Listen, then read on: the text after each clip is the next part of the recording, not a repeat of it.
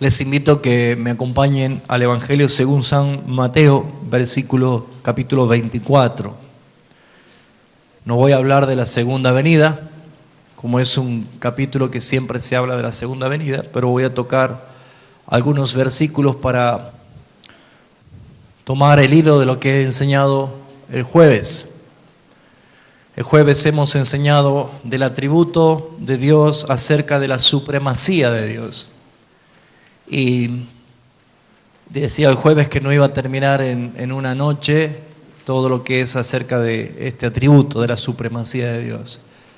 Pero si Dios permite voy a tratar de hacer una fusión de las dos enseñanzas, la del jueves y la de hoy, porque es muy necesario que todos los que están en esta noche se vayan conociendo un atributo más de Dios, el Dios que adoramos.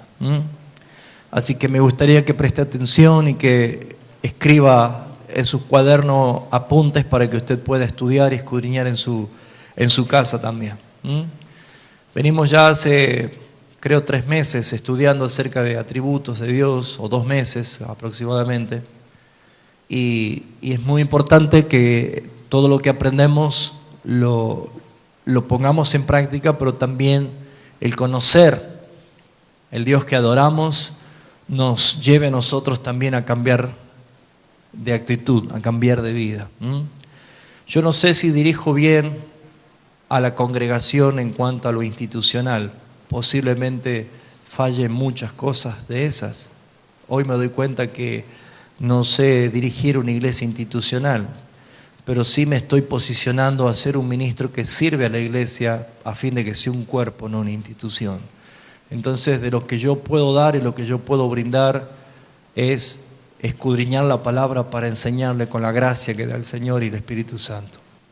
Entonces, probablemente no lleno la expectativa de todos, las demandas de todos, porque quizás hay cosas que Dios no me ha llamado a hacer o no las sé hacer directamente. Pero creo que es muy importante saber que cada uno cumple en el cuerpo el rol de miembro de un solo cuerpo.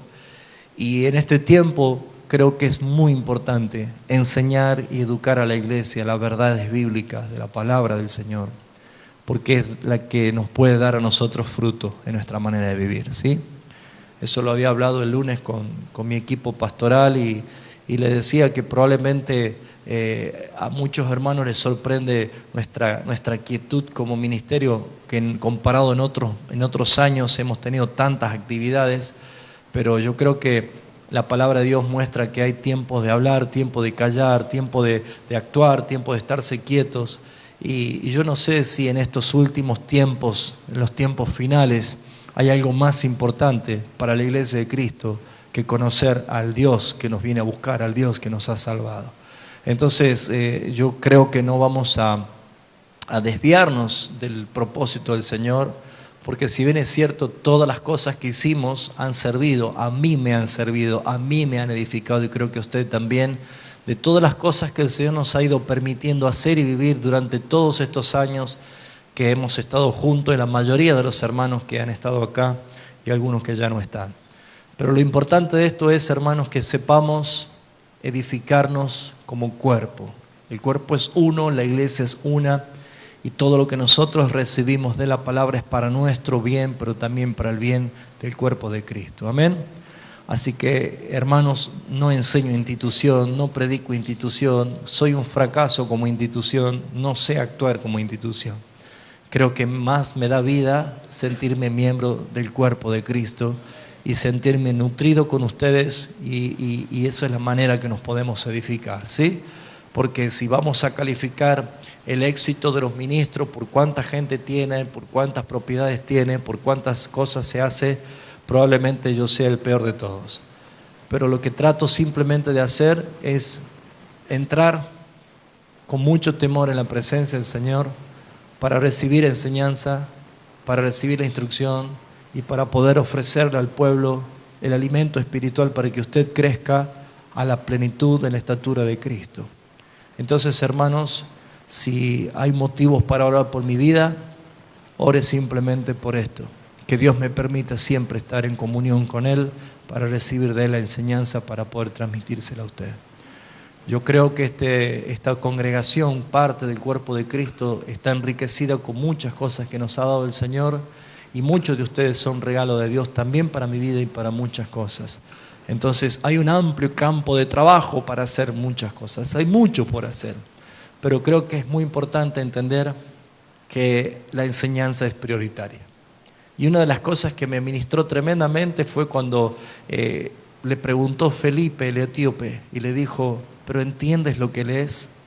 Y él le dijo: ¿cómo podré entender si alguien no me enseña? Y hermanos, hay millones de evangélicos que no entienden nada. Entonces, seamos una generación llamadas a formar a otras personas. En verdad me gustaría que cada uno de ustedes llegue a ser maestro de la palabra, sabiendo que Dios es el que llama, sabiendo que Dios es el que constituye los ministerios. Pero será que usted pueda o no pueda expresarlo, pero el conocimiento que proviene del Señor va a hacer que su vida hable quizás más que las palabras, porque su conducta es primordial, su comportamiento, su testimonio, ¿sí?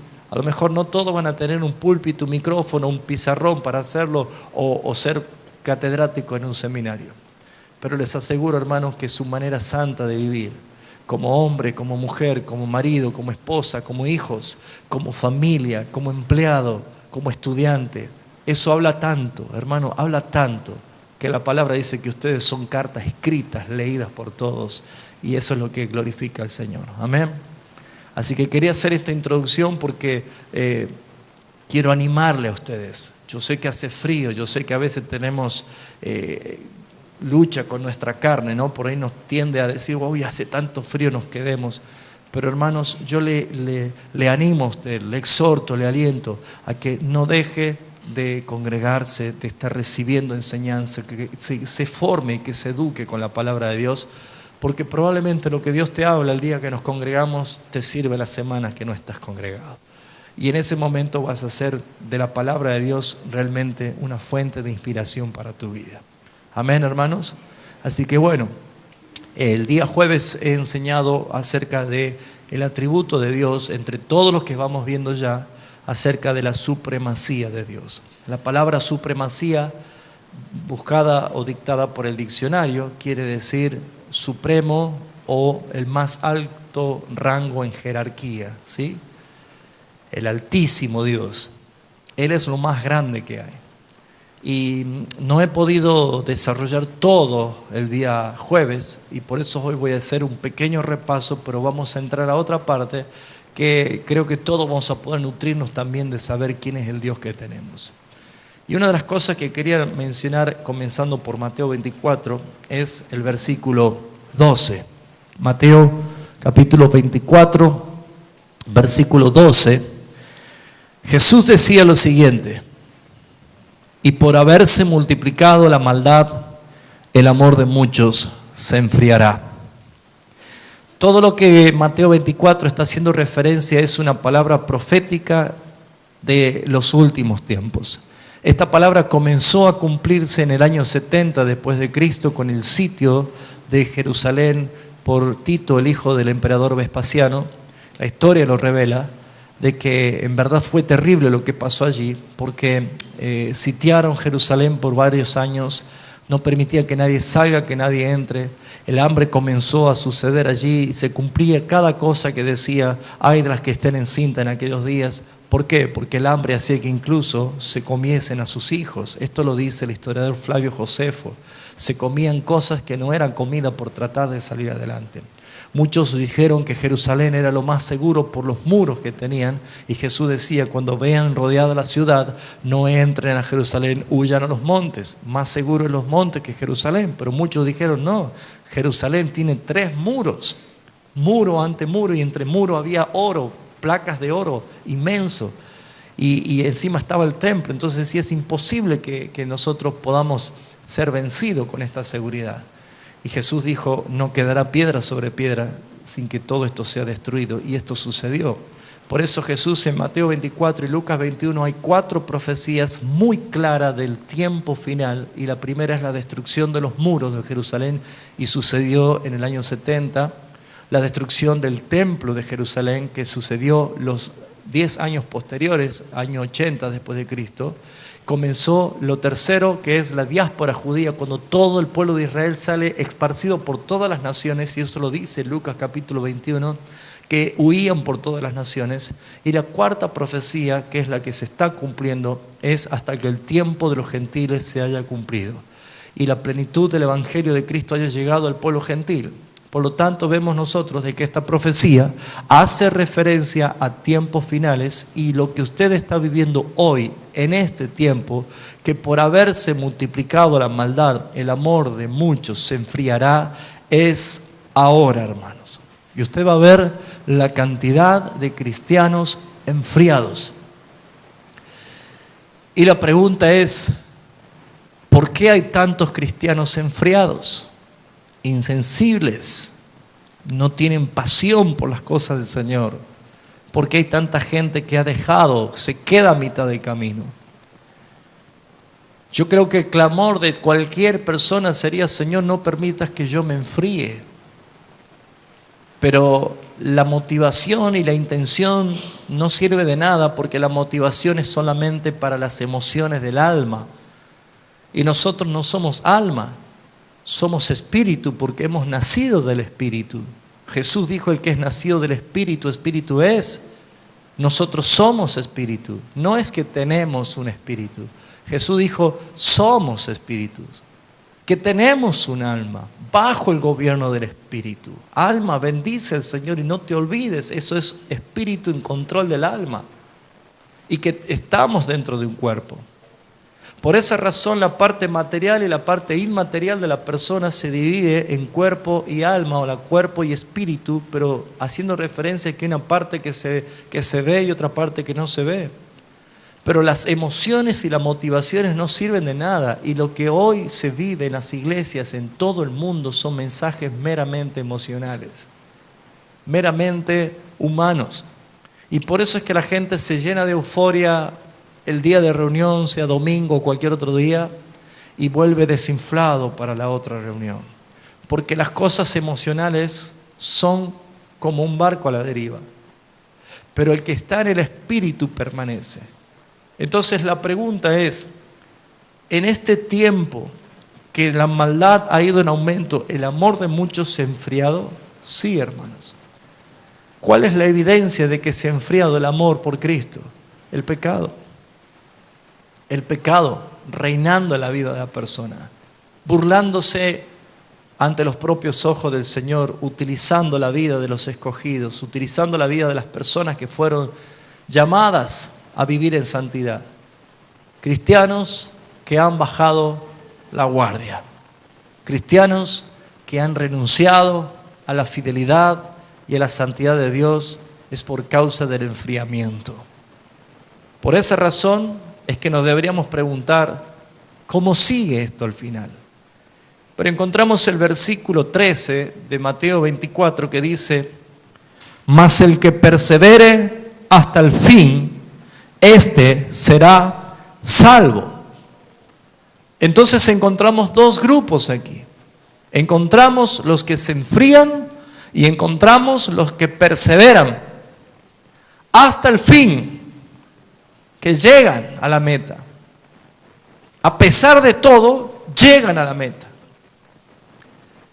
Encontramos dos grupos: muchos que se enfrían y otros que perseveran. Entonces surge la pregunta: si no hay motivaciones, si no existen las motivaciones para que alguien persevere y alcance la salvación, ¿qué es lo que hace este grupo de personas perseverar? Nos podríamos preguntar, acabamos de decir que las motivaciones son almáticas y nada sirve porque todo es emocional, todo es sentimental, todo es humanista. Pero acá dice la palabra: mas el que persevera hasta el fin, este será salvo. ¿Qué es lo que hace a una persona perseverar? ¿Qué es lo que hace que una persona esté por encima de las motivaciones?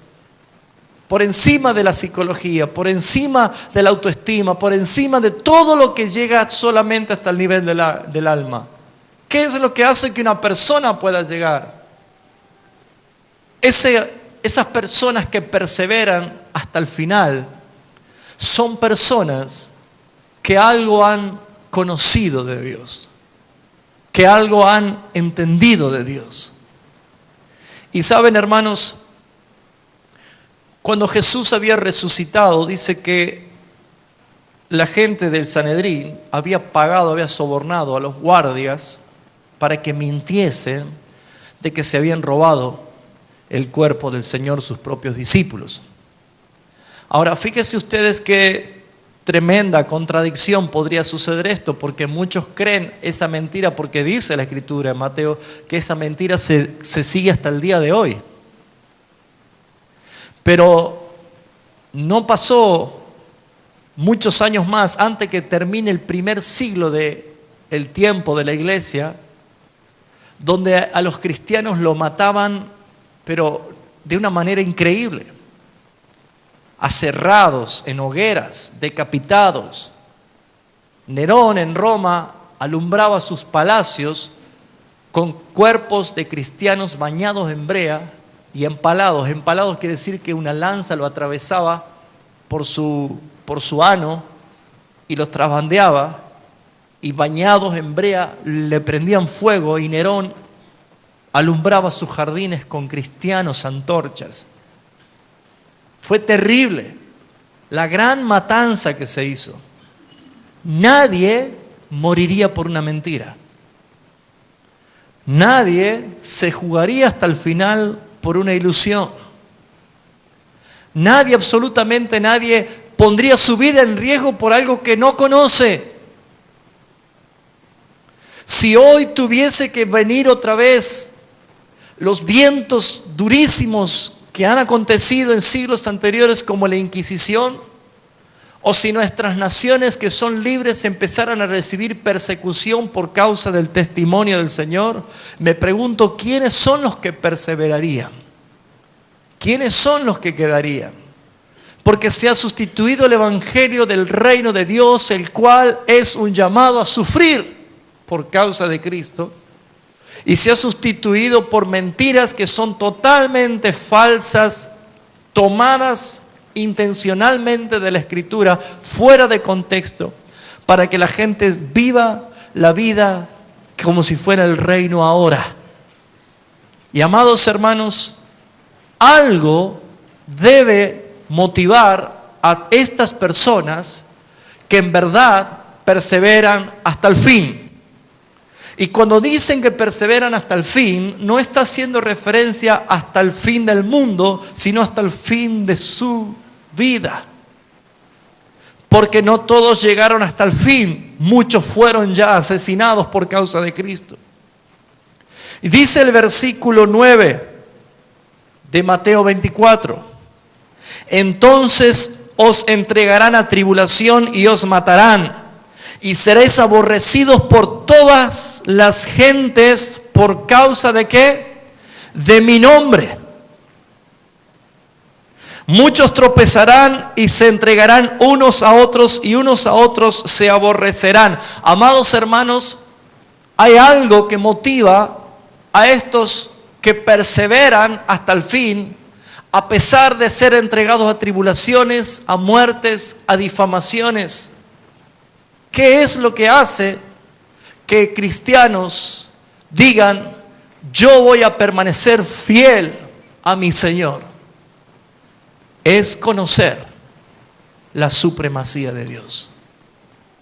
Cuando alguien conoce la supremacía de Dios, cuando alguien tiene la verdadera experiencia de conocer al Dios supremo, al Altísimo, al que se merece la gloria, cuando alguien conoce, llega a decir como el apóstol Pablo, para mí el vivir es Cristo y el morir es ganancia. ¿Cuántos quieren morir por causa de Cristo? No levante sus manos. Eso es una respuesta que usted se la tendría que dar. Pero llegar a conocer la supremacía del Señor es llegar a conocer la majestad, la gloria misma del Señor. Pero como somos limitados por nuestra naturaleza, no podemos llegar a conocer la gloria misma. Por lo tanto, ¿qué hacemos? Señor, muéstrame tu gloria, decía el salmista. Y la gloria del Señor se revela a través de lo que Él es. Cuando alguien está dispuesto a sobrellevar la situación, por más dura que sea, pero permanecer fiel al Señor, hay una recompensa. Dice el versículo 14: y será predicado este evangelio del reino en todo el mundo. ¿Cuál es el evangelio que será predicado? El evangelio de estos que no son fríos, que están ardiendo como una antorcha encendida por causa de haber conocido quién es su Dios. Dios quiere darse a conocer en aquellos que le buscan de verdad, en aquellos que dicen: Señor, yo de oídas te oía, mas ahora mis ojos te ven. Y Job llegó a decir eso después de tremendas tribulaciones. Por eso es que si estás pasando momentos difíciles, si estás sufriendo, si estás siendo atormentados por tiempos difíciles, dolorosos, considera y evalúate, y en vez de preguntar ¿por qué me pasa esto?, primero pregúntate: ¿amo yo al Señor? ¿Amo realmente al Señor? Si la convicción de esa pregunta es: ¿realmente amas al Señor?, entonces gózate, porque todas las cosas ayudan a bien a los que aman al Señor. Pero yo puedo amar a quien no conozco. Yo puedo serle fiel a quien no conozco. Puedo obedecer a quien no conozco.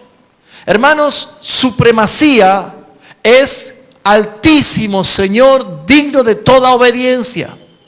Pero hay millones de cristianos en el mundo que obedecen más a sus patrones del trabajo que al Altísimo, que obedecen más a todas las cosas seculares que al Altísimo.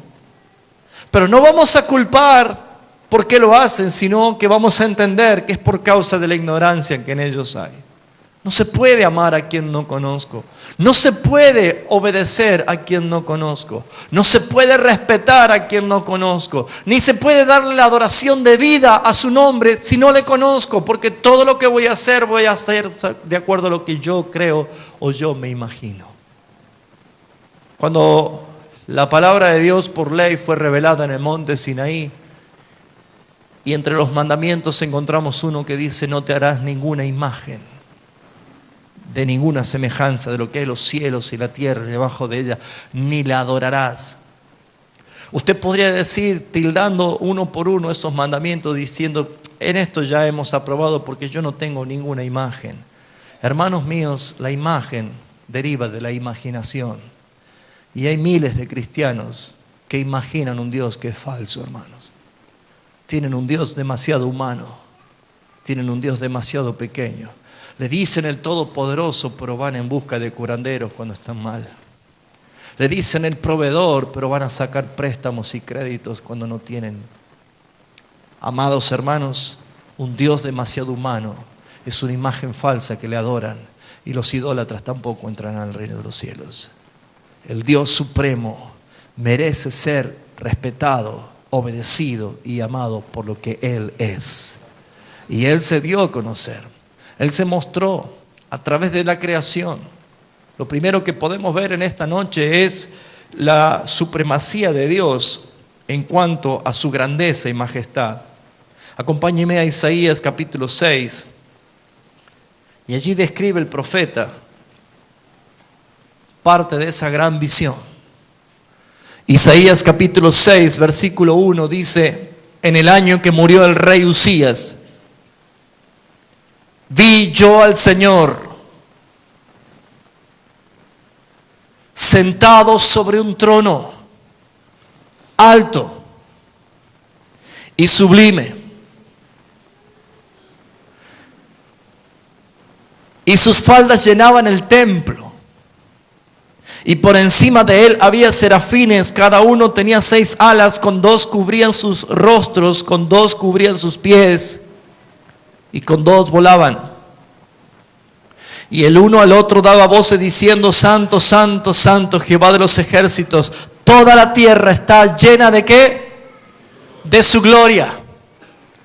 ¿Creen que estos serafines mentían cuando decían toda la tierra está llena de su gloria? No. Ahora, ¿qué podemos entender que toda la tierra está llena de su gloria? Lo que quiere decir esta expresión, toda la tierra está llena de su gloria, quiere decir toda la tierra, todo lo creado está lleno de la expresión misma de su gloria. ¿Por qué? Porque Dios todo lo ha creado, todo lo hizo para su propia gloria. Dios determinó que todo sucediese como está sucediendo y como ha sucedido y como sucederá para su propia gloria. Cristo vino a morir a este mundo para la gloria del Padre. El jueves hemos aprendido varias cosas acerca de esta, en que Él nos escogió para su propia gloria. Él nos salvó para su propia gloria. Cristo murió para su propia gloria.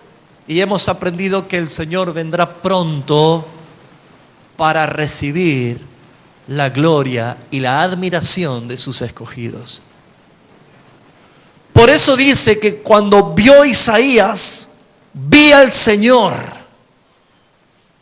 El año que murió el rey humano, vio al Rey de gloria, divino. ¿Qué puede hacer que uno de ustedes sea alguien que persevere como una antorcha encendida, llena de pasión por Cristo? Conocer la majestad de su gloria.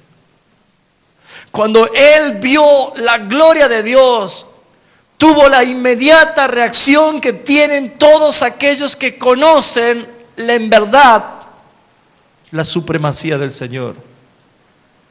Cuando él vio, dijo: ay de mí, que soy muerto, porque siendo hombre inmundo de labios y habito en medio de pueblos que tienen labios inmundos, han visto mis ojos al Rey, Jehová de los ejércitos. ¿Saben qué decía Isaías? Me voy a morir, porque yo soy inmundo. Por más santo y limpio que parezca cualquier persona, ante la majestad de su gloria, todos somos inmundos por lo que Él es. Pero ¿saben, hermanos? La expresión o la reacción o la vivencia de los que conocen en verdad la supremacía de Dios, la primera señal es: yo soy un pecador. Tú eres santo, yo soy inmundo. Me voy a morir. Eso le sucedió al padre de Sansón. Eso le sucedió a Isaías. Eso le pasó incluso a Pedro en la barca cuando Jesús hizo la pesca milagrosa y él reaccionó y dijo: apártate de mí, Señor, porque soy un pecador. Muchos se jactan de decir que conocen a Dios, pero sus vidas no son un testimonio, porque no pueden obedecer a quien no conocen. Muchos se jactan de decir que aman a Dios, pero no pueden amar a quien no conocen. Por eso es que son seducidos por la concupiscencia del pecado y aman más el mundo. Hay cristianos que aman más el mundo porque no conocen al Altísimo. Y Él dijo: yo no daré mi gloria a nadie, ni compartiré mi gloria con nadie. Él es el Altísimo. Él es el soberano. La supremacía de Dios también se muestra en el dominio total de la creación. Isaías capítulo 40. Es grande nuestro Dios. Isaías capítulo 40, versículo 12 dice el subtítulo: el incomparable Dios de Israel. Y dice el versículo 12: ¿quién midió las aguas en el hueco de su mano y los cielos en su palmo? Con 3 dedos juntó el polvo de la tierra y pesó los montes en balanza y con pesas los collados. ¿Quién? Me hace acordar la pregunta que Dios le hacía a Job. ¿Dónde estabas tú cuando yo formaba y creaba el universo? ¿Dónde estabas tú? El hombre no puede entender que es criatura y que hay un creador. Y él, por ser creador, tiene el derecho de la supremacía. Él gobierna sobre todas las cosas. ¿Quién enseñó el Espíritu de Jehová? ¿O le aconsejó enseñándole? ¿De dónde viene su sabiduría? ¿Alguien le enseñó? Por eso, hermanos, cuando no se conoce la supremacía de Dios, se comete errores y falacias y herejías tremendas, aún por boca de muchos ministros cuando oran y dicen: desato el poder del Espíritu Santo. ¿Quién puede atar al poder del Espíritu Santo? Ignorancia. Desato la bendición de Dios sobre tu vida. ¿Quién puede atar? Dios está en los cielos y nosotros en la tierra. Y dice la Escritura, ¿quién le enseñó? ¿Quién le dio consejo enseñándole? ¿A quién pidió consejo para ser avisado? Dice la pregunta. ¿Quién le enseñó el camino de juicio? ¿O le enseñó ciencia?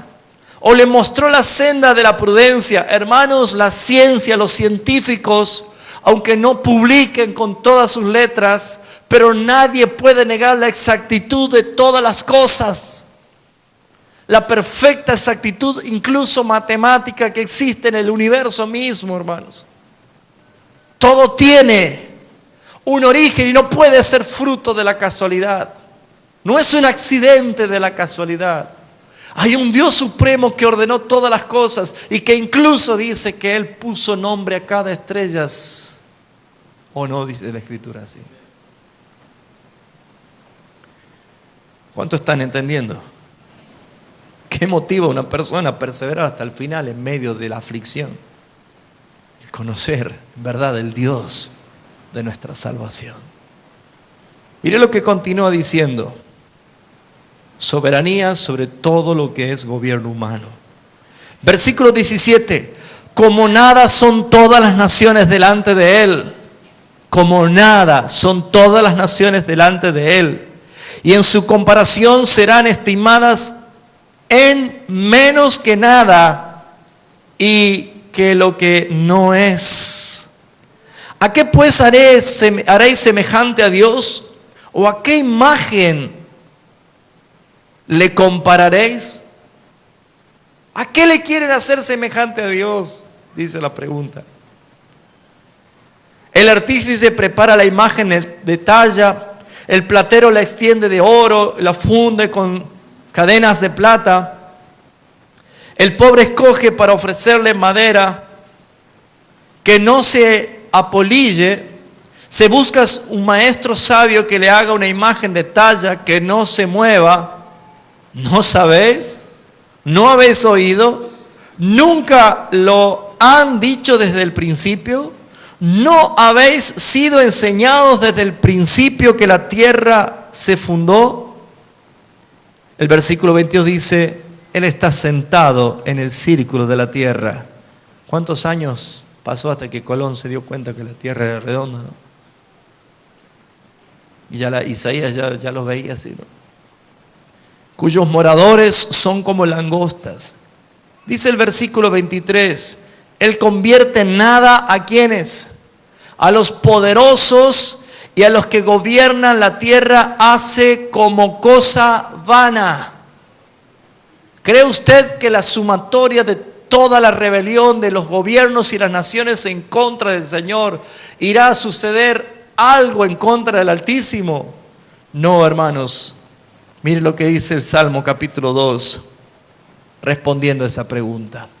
Salmo capítulo 2 dice, ¿por qué se amotinas la gente y los pueblos piensan cosas vanas? ¿Cuáles son las cosas vanas que piensan las naciones? lo que va a suceder cuando se reúnan allí en Armagedón todas las naciones por querer hacer guerra contra el ungido. Mire lo que dice la Escritura. Este capítulo 2 es justamente el reinado del ungido.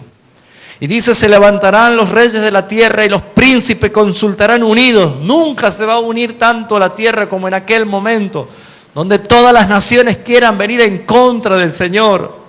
Y dice contra Jehová y contra su ungido, diciendo, rompamos sus ligaduras y echemos de nosotros sus cuerdas. ¿Qué dice el versículo 4? El que mora en los cielos se asustará, dice. Se reirá. El Señor se burlará de ellos. Daniel capítulo 4 versículo 35 es otra evidencia de la supremacía del Rey, del Dios eterno a quien nosotros adoramos. Daniel capítulo 4 versículo 35 dice la Escritura, todos los habitantes de la tierra son considerados como nada. Y Él hace según su voluntad en el ejército del cielo y en los habitantes de la tierra.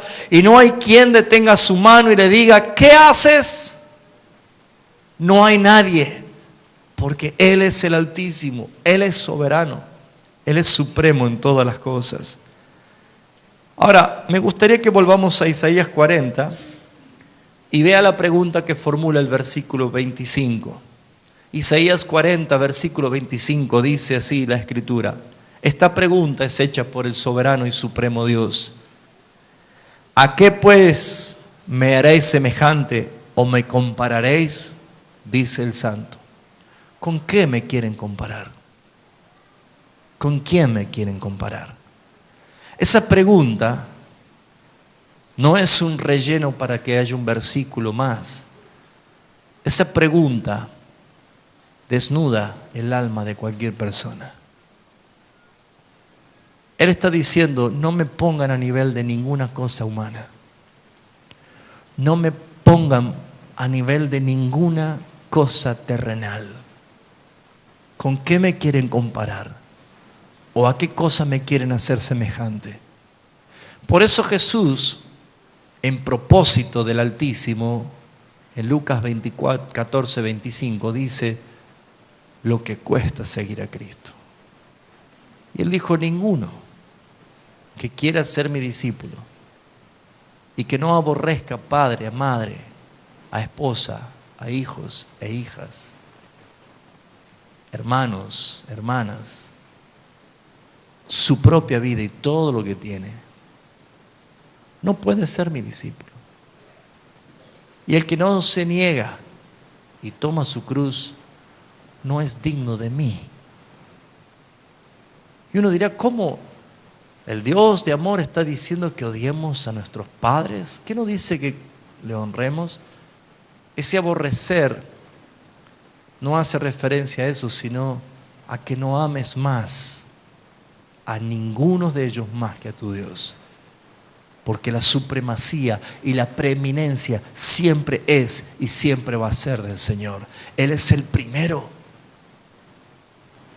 Hermano, acuérdate de esta frase. Dios no es segundo de nadie. Tener a Dios en segundo lugar es como ser un ateo, no tenerlo directamente. Dios no es segundo de nadie. No le des la sobra. Dale las primicias. Dale la supremacía. Dale lo primero. Por esa razón es que muchas personas pueden decir, ¿cómo es posible que muchos se están quedando? ¿Cómo es posible que muchos se están enfriando? La maldad lo está tapando porque la maldad va en aumento. Y no se olvide que la maldad, amados hermanos, no es algo que viene, sino es algo que fluye del mismo corazón del hombre. Génesis capítulo 6, versículo 5 dice, vio Dios que la maldad en el hombre era mucha y que todo designio del corazón de ellos era de continuo el mal. La maldad no es algo que te salpica como un baldazo de agua. La maldad es algo que brota de un corazón, de un alma no gobernada y no regenerada por el Espíritu Santo de Dios. Por esa razón estamos en tiempo de definiciones. Estamos en tiempo donde en verdad las pruebas son herramientas de justicia del Dios soberano. Porque es necesario que la iglesia pase pruebas. Es necesario que los juicios comiencen por la casa de Dios. Es necesario que seamos zarandeados porque un día Pedro recibió una noticia terrible de Jesús. Jesús le dijo: Pedro, Satanás me ha pedido para que te zarandee como trigo. ¿Y qué le dijiste, Señor? Le dije que sí.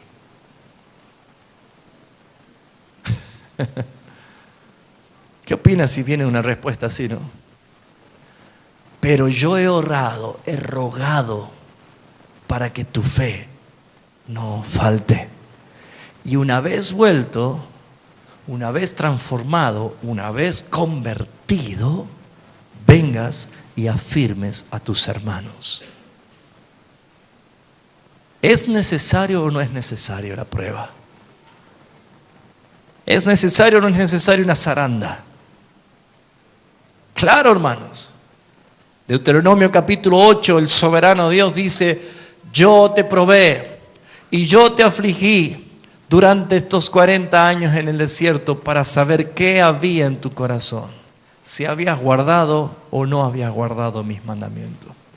¿Sabe cuándo se aplica la palabra de Dios? En los peores momentos de su vida. Porque cuando uno está bien, glorifica al Señor. Pero cuando uno está mal, glorifica al Señor con fundamentos. Cuando alguien está pasando situaciones difíciles, adversas, cuando se da cuenta quién es el Señor. Ahora, probablemente a algunos hermanos le haya causado un poquito una sensación extraña lo que hemos enseñado el jueves. Isaías capítulo 48, versículo 9 al 11. Y digo esto porque probablemente a nuestra mente natural y por naturaleza egoísta que somos, que nos gusta siempre tener nosotros el derecho de todas las cosas, probablemente no nos haya gustado para nada saber lo que dijo Dios en su palabra. De que todo lo ha hecho Dios por amor de sí mismo. Y el jueves decíamos, hermanos, si usted cree que nosotros éramos merecedores del amor de Dios, está equivocado. Nosotros merecíamos la ira de Dios. No había nada en nosotros que lo inspire a Dios a amarnos, porque Él veía pecado y el pecado no lo puede tolerar. Es abominación para sus ojos. Pero sin embargo Dios expresó su supremacía, su legalidad, su altura, su superioridad en todas las cosas, cuando Él expresó su amor amándose Él a sí mismo. Y usted dirá, ¿cómo es esto? ¿Que no es egoísta esto? No, hermanos, cuando usted conozca el amor de Dios y la soberanía de Dios en esto, se va a dar cuenta. Fíjese lo que dice el versículo 9, Isaías 48, 9. Por amor de mi nombre, diferiré, frenaré, retardaré, frenaré mi ira. Y para alabanza mía, la reprimiré para no destruirte. Yo empiezo a ver aquí en este versículo el amor de Dios. Pero el amor de Dios es hacia Él mismo, ¿sabía usted? Dios porque Él se ama a sí mismo. Dios porque Él se glorifica a sí mismo. Dios porque Él busca hacer todo por amor de su propio nombre. Nosotros somos bendecidos, hermanos. Pero a veces a nosotros nos cuesta entender porque tantas cosas se hicieron mal dentro del campo evangélico, dentro de la mentalidad cristiana religiosa. Pareciera que todos somos merecedores del amor de Dios, pero sin embargo Dios no puede mirar con amor al pecador. Porque al pecado Dios lo resiste, porque es abominación delante de Él. Y ya hemos aprendido demasiado en lo que dice el salmista, el Salmo 7:11 y el Salmo 5:5, que dice, todos los días Dios está airado contra el pecador. Todos los días Dios está enojado contra el pecador, tiene ira, pero porque es pecado, porque es pecador y Dios no tolera esto, por lo tanto dice, por amor de mi nombre. Nunca dice por amor a ti, dice por amor de mí mismo, por amor de mi nombre. Detendré mi ira, frenaré mi ira. Para alabanza mía, la reprimiré para no destruirte. He aquí te he purificado, y no como a plata te he escogido en horno de aflicción. Y dice el versículo 11, por mí. ¿Por quién dice? ¿Por quién dice Dios? Es por mí, dice el Señor. No es por ti, es por mí. Y esto duele, ¿no?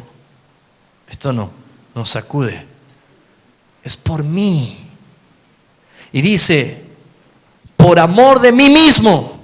Ahí se puso duro, ¿no? Por amor de mí mismo, dice el Señor. Y usted dirá, ¿y dónde nosotros recibimos el amor de Dios? Acuérdese que nosotros fuimos escogidos en Cristo desde la eternidad. Y dice la Escritura, por amor de mí mismo lo haré, para que no sea ensuciado mi nombre, y mi honra no la daré a otro. Él no comparte su gloria con nadie, hermanos míos. Él es el supremo Dios. Vamos a ir cerrando el concepto para que usted pueda aplicarlo en su vida. Porque si decimos que estamos conociendo al Dios que adoramos, este punto de la supremacía de Dios, como decía el jueves, la intención de esta enseñanza es hacer incendiar un iceberg. Es hacer que un iglú arda fuego. Es hacer que un témpano de hielo comience a arder. Y tú dirás, ¿cómo puede ser posible? Citaba una frase de Charles Spurgeon, un predicador tremendo, y él decía que todas las personas venían a ver a un hombre ardiendo en llamas por la pasión de Cristo. ¿Saben, hermanos? Usted no puede llevar nada bueno a su familia estando frío por causa de la maldad. Usted no puede hacer ningún impacto en su trabajo estando frío. Usted no va a marcar ninguna diferencia en su facultad, en su escuela, siendo frío. Porque los que están fríos se han dejado atrapar por la maldad. Eso lo dice Jesús. Mas el que persevera hasta el fin.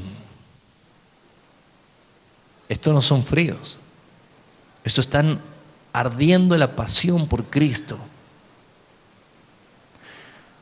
Voy a tomar un ejemplo que quizás sea muy ilustrativo, pero a lo mejor es muy fuerte.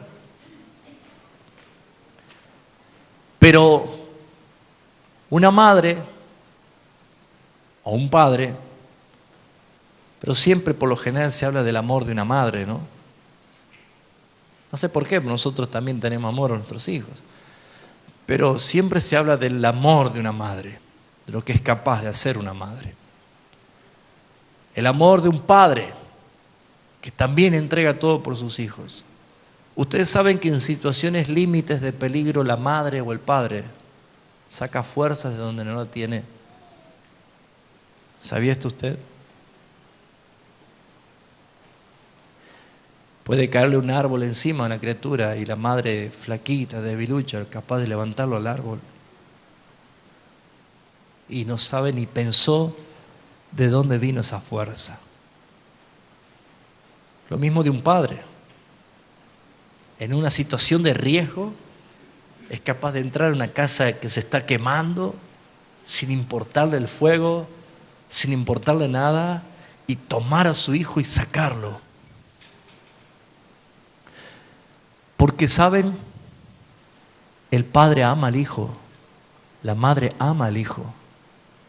Y cuando necesita y ve que está en riesgo, ese amor y esa fuerza y esa pasión por ver a su hijo salvo, hace de que no piense ni tenga conciencia del problema que puede existir, sino que va y por amor lo hace.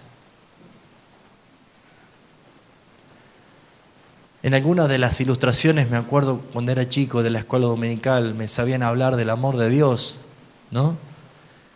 Y no sé si alguno habrá visto esta ilustración de una gallina, que había un pastizal que estaba quemándose, prendiéndose fuego, y que ella los cubrió sus pollitos así bajo sus alas, y la gallina murió, obviamente. Pero los pollitos habían quedado todos bajo sus alas y habían quedado, se salvaron. Yo tengo patente eso, ¿no?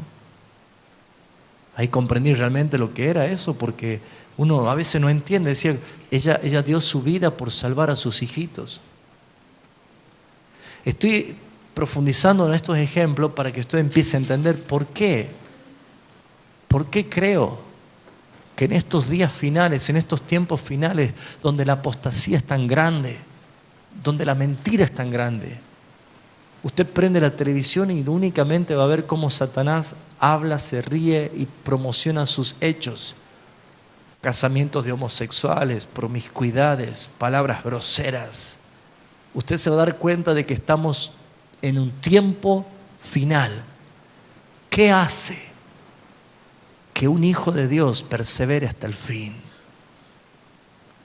Me llama mucho la atención que, de acuerdo a las dispensaciones, en el Edén era el tiempo de la inocencia.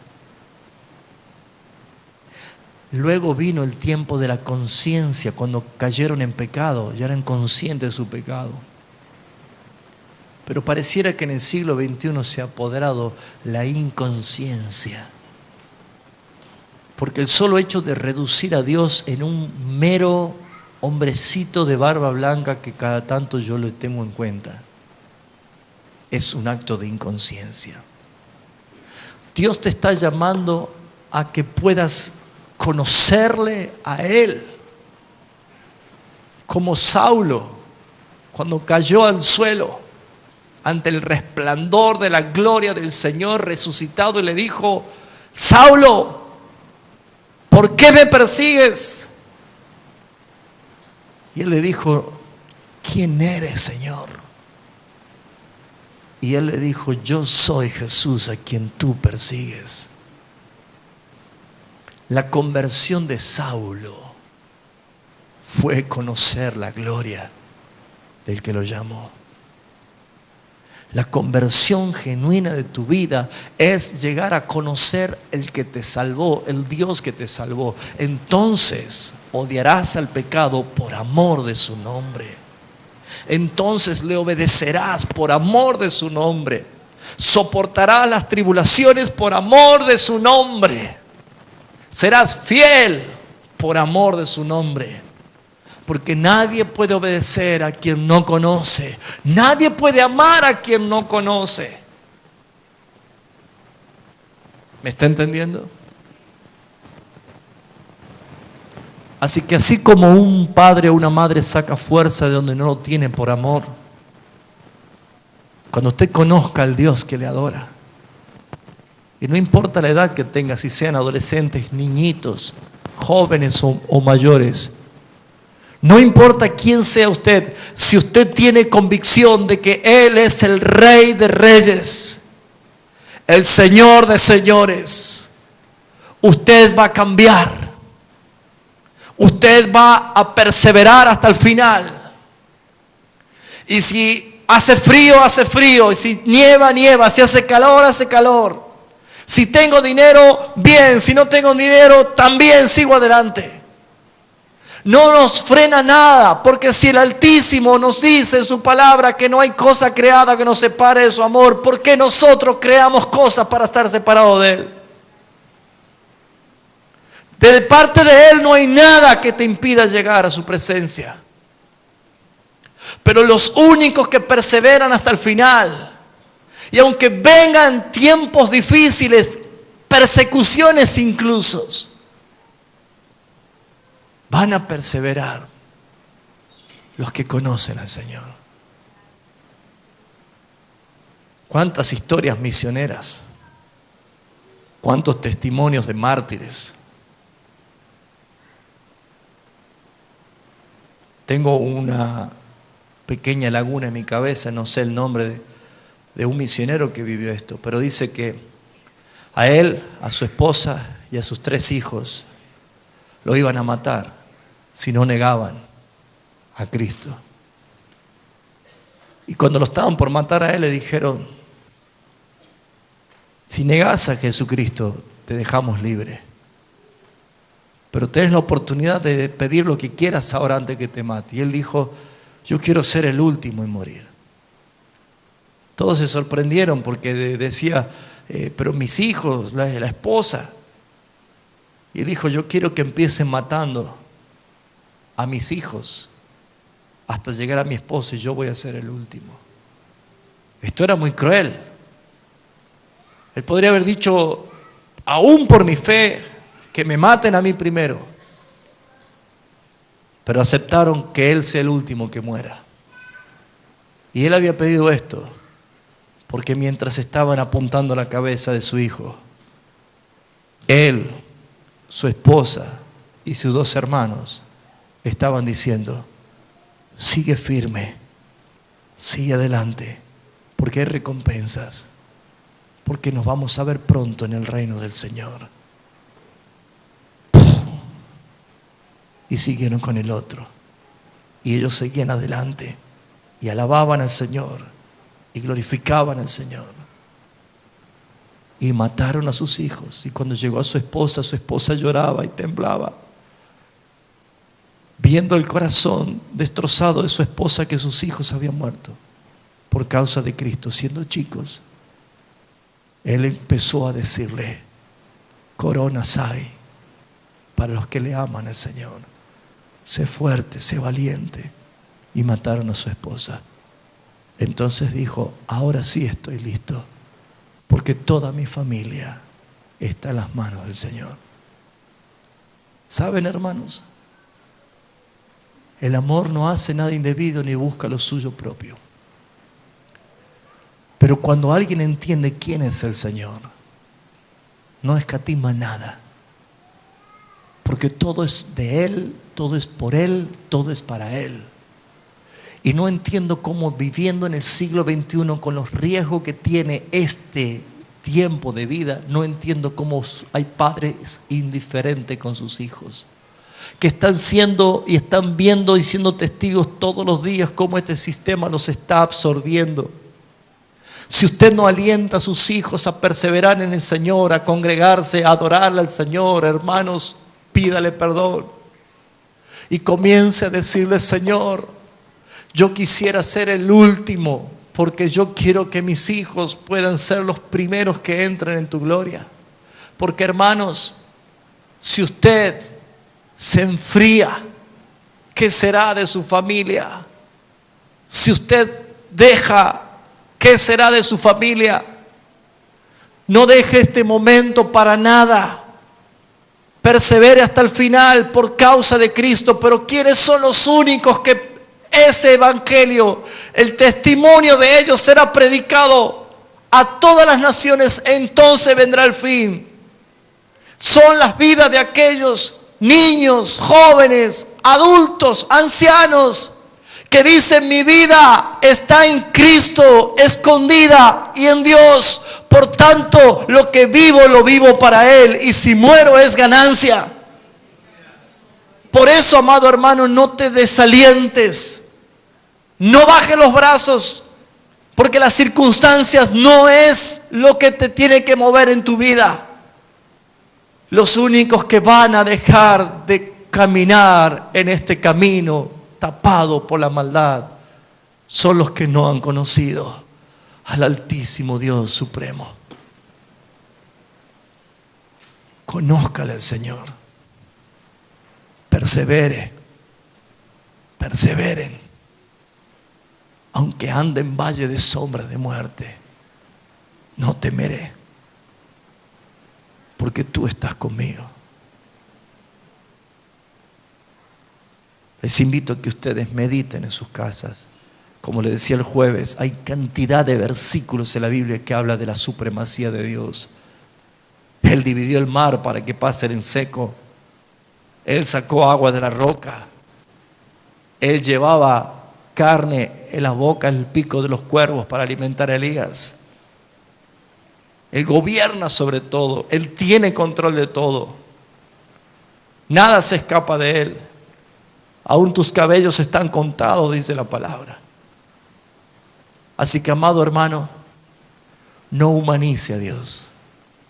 No lo reduzca al Dios de tu imaginación. Adórale por lo que Él es.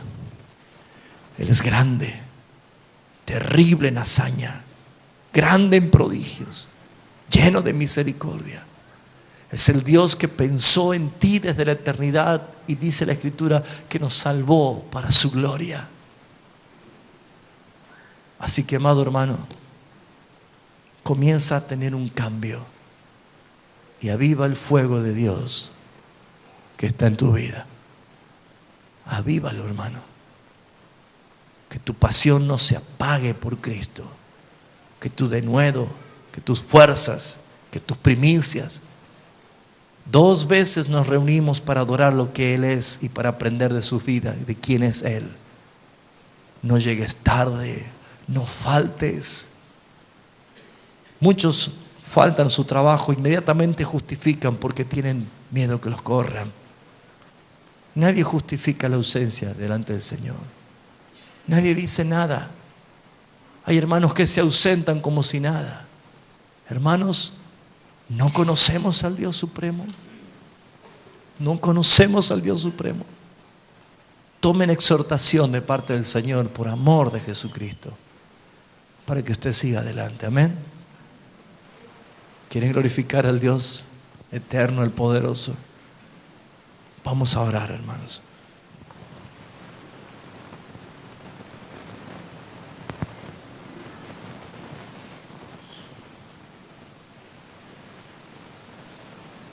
Gloria a tu nombre, Jesús.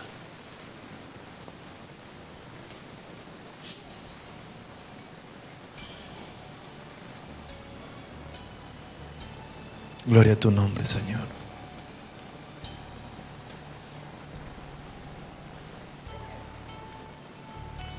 Padre, qué glorioso eres tú, Señor. Cuán hermoso es tu nombre, Señor. Cuán bueno es poder ser parte de tus planes. Y en verdad, Señor, porque tú no compartes tu gloria con nadie, por amor de ti mismo nosotros hemos sido favorecidos, Padre. Te adoramos, te bendecimos, sabiendo que tú estás en control de todas las cosas, que nada pasa desapercibido de ti, Señor, que tú conoces nuestros corazones y nuestros pensamientos, porque tú estás en los cielos, porque tú eres poderoso, Dios. Ayúdanos, Padre, en tu misericordia, a encender el fuego de nuestra pasión por Cristo. Ayúdanos, Padre, a ser las personas que tú quieres que seamos. Por eso, Padre Celestial, conociéndote, conociendo al Dios que adoramos, entendemos por qué en la Escritura hay muchos que tuvieron esa experiencia de caer como muertos ante tu presencia. Tú eres merecedor de la gloria, Señor. Y perdónanos, Padre, por haber hecho de tu presencia, de tu persona, de tu santidad, de tu soberanía, haber hecho una imagen tan terrenal. Que podamos decir como Job: ahora mis ojos te ven, Señor. Tú te revelas, te muestras, te identificas a través de tus hechos. Toda la tierra está llena de tu gloria. Hay gloria en tu creación. Hay gloria en un niño que nace. Hay gloria en una familia y en sus propósitos. Hay gloria en los tiempos, en las edades. Todo lo que hay, todo lo que sucede, todo lo que pasa es por tu gloria, Señor. Y a ti queremos adorarte. Pero mi oración, mi pedido, Padre, es para aquellos que se están enfriando, Señor.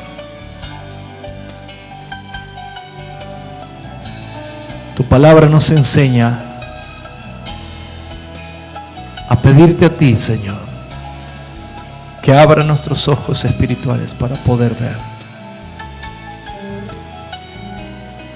El salmista decía en tu palabra: abre mis ojos y miraré las maravillas de tu ley. Abre nuestros ojos, Padre, para ver qué gloriosa es tu palabra, tu ley, tu consejo, tus instrucciones.